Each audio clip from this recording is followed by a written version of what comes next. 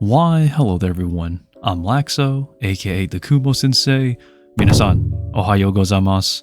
And today we're focusing on unboxing, and this time it's the Pamphobeteus species petersi. And yes, I did talk about this in the last video. I ordered 4 of these, and 2 of these are not what I ordered. And I think you guys should listen to my reaction when I unbox these. So as I was unboxing these 2, of the 4 tarantulas that is, I instantly knew that something was off about these 2, and here is what I said. That's interesting. You know.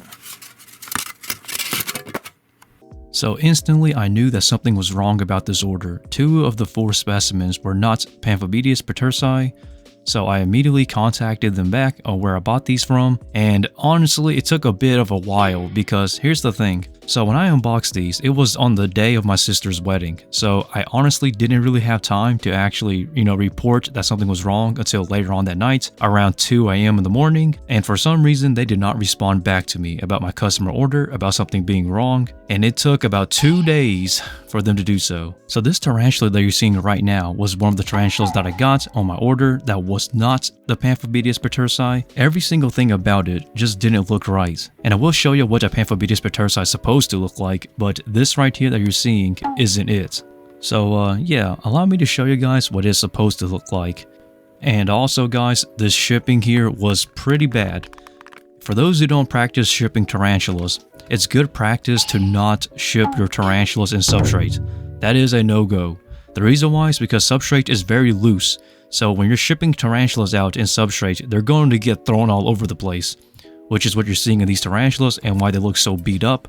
Because number 1, they're wild caught, and number 2, the shipping was not ideal in terms of shipping them in substrate. But this tarantula you're seeing here right now, that I'm pretty much trying to coax into this clear container so that way I can observe it, this right here is the Pamphobeteus petersi that I did order, that it was correctly identified, and that's a good thing. So the reason why I coaxed them into a container first before I put them into the enclosures is to ensure that they don't have parasites or anything wrong with them in terms of like really bad stuff, because these are wild caught, remember that. And as you can see, all of these specimens, or most of them, will go into their water dishes for a drink because they seem severely dehydrated and beat up.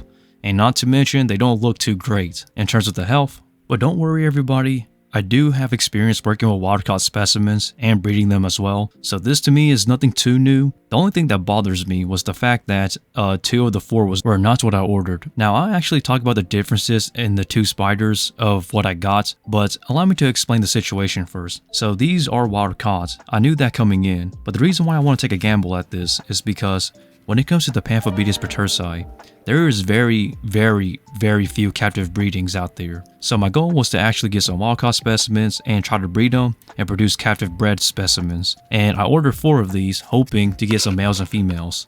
Now luckily, the 2 that were Pamphobeteus petersi, 1 is male and 1 is female. And I already have a large adult female already, so now that's 2 females and 1 male. The problem is that these 2 here are unaccounted for. So these guys were wild caught and imported from Peru, and honestly, I cannot breed these mystery tarantulas because number 1, even if I do have a general idea of what these are, which I'm pretty certain these are Pamphobeteus conferantinus Peru, or Big Black as some people will call it, I still can't breed them. The reason why is because even if you're confident, you can't be too sure. And if there's room for doubt of the species, then don't take a risk or a gamble, because you don't want to create hybrids, because then you'll get cancelled. And hybrids, guys, are one of the biggest taboos in this hobby. And even someone as experienced as I am would not take the risk. As a matter of fact, a lot of people will not take that risk of creating possible hybrids. My advice is, if you're unsure, just don't work with it. Don't let your ignorance get to you of just wanting to produce babies. That's not the goal here. The goal is producing captive bred specimens of the proper species and not just creating a bunch of random things that you don't know what you're working with. But anyhow though guys, let us get back into this topic. So typically when it comes to customer support from where I bought these guys from, usually it only takes an hour.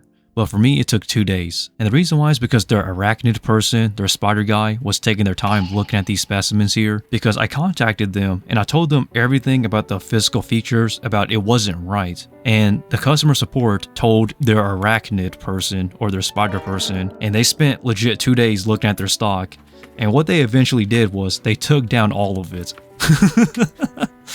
They took down every single one of them by literally just saying they're sold out. So that was a really big screw up on their end. So to recap, if you're wondering, they were selling these wild-caught spiders that was not properly labeled, and then it took until me to get to them to tell them that, hey, you got the wrong species here.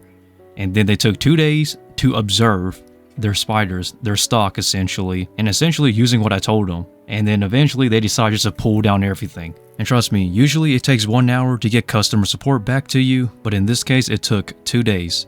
And I'm guessing they're using the 2 days to observe and compare about what they have to my notes that I gave them, and I guess they just decided to mark it as sold out.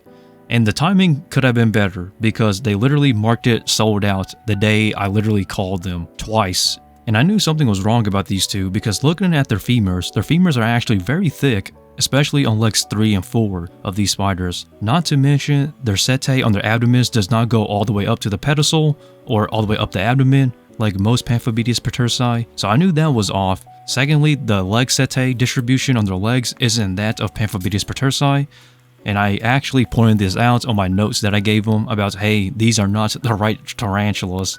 And then their arachnid or spider person got the message because eventually they told customer support to tell me that I was right, that what I got was not Pamphobeteus petersi, but rather Pamphobeteus antinus, or Pamphobeteus species big black, which honestly has a lot of different scientific names that people slap on these, which probably isn't accurate either. But yeah, to put it simply, I pretty much called them out, and yeah, I humbled them. So to apologize, they told me that next time when they had these in stock again, I would get a free discount to make up for the 2 that was misidentified.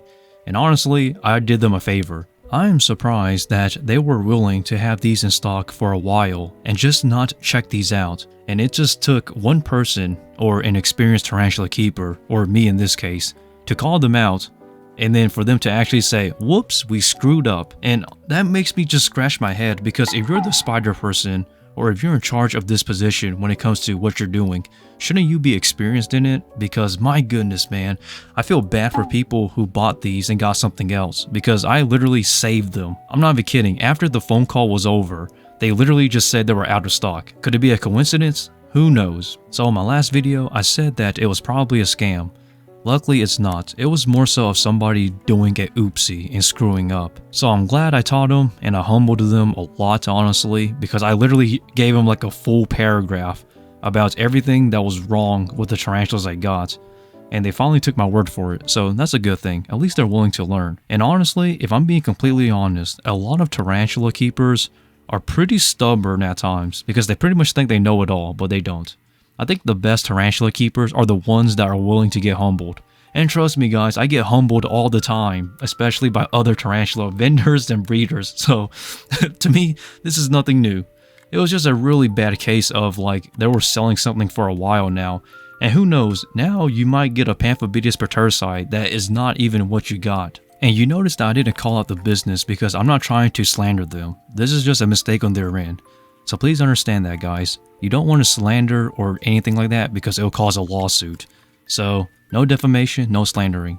It's just more so of me correcting somebody or a business in general. Now, if I actually got scammed, which I have before, I will call you out. So you businesses and your tarantula breeders that try to scam me or have already done so, I'm going to call you out in the future. So don't think I let you off easy. So, to compare some notes between the Pamphobeteus petersi and these guys here, the leg femurs, especially on legs 3 and 4, are very thick compared to that of petersi, and also their setae on the abdomens does not go all the way up to the pedestal or go all the way up the abdomen entirely, like how Pamphobeteus petersi should be. Not to mention the setae on their legs doesn't distribute all the way up to their legs, and honestly, to the untrained eye, I think a lot of people may have mistaken something else for petersi before. I remember on the arachno boards, there was this one guy that actually stated he had a petersi, and I told him that he doesn't have it, And honestly, it looks like the ones that you're seeing right now, except it was bigger and it was a female. These two here that are not petersi, that I don't know what they are, looks exactly like his, except that these two that I have here are males. But and not to mention, one of these look very beat up, like it looks like it went through a lot. But I hope nobody screws up in the future, or nobody gets an unidentified tarantula, because then you can't do anything with it, because you have a tarantula that's wild caught that's not properly identified, and even if you look at papers, and even if you are sure, you're not an arachnologist, so don't take the risk. So these two here are now my pets. I don't know exactly what I'll name these guys, but since their femurs are so thick, and honestly it looks like bamboo, I'm gonna name one of these guys Bamboo, so... So Bamboo is one of these guys' names. The one that looks really beat up, I don't know what I'm gonna name that one, so I guess you guys can come up with a name for the one that looks very beat up. But the one that's currently eating right now, I'm gonna name him Bamboo. The only thing I can do is just keep them as pets, and just never breed them. But hey, that's the part that I enjoy as well, keeping some as pets.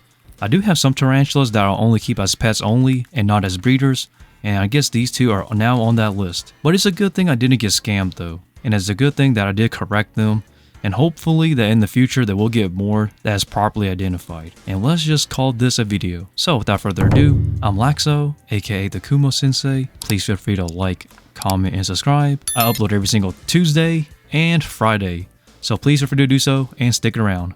And also follow me on my social medias and support me on Patreon. And with that, stay lax and Laxow out from the Kumo Sensei.